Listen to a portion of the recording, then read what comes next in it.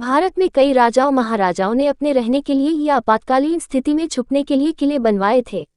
ये किले आज भी देश की शान बने हुए हैं। इन्हीं में से एक है गोलकोंडा किला, जो हैदराबाद के प्रमुख पर्यटन स्थलों में से एक है।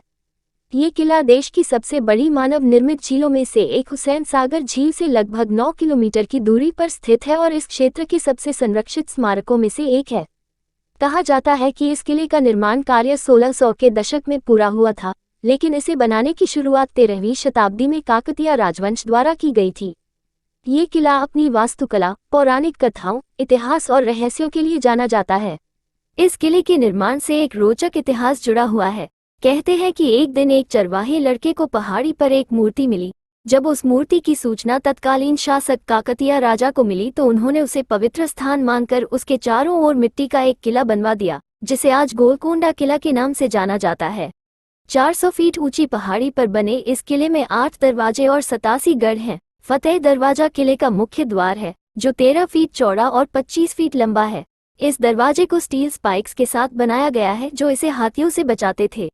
इस किले की शानदार भव्यता का अंदाजा आप यहाँ का दरबार हॉल देखकर ही लगा सकते हैं, जो हैदराबाद और सिकंदराबाद के दोनों शहरों को ध्यान में रखते हुए पहाड़ी की चोटी पर बनाया गया है। यहाँ पहुँचने के लिए 1000 सीढ़ियाँ चढ़नी पड़ती हैं।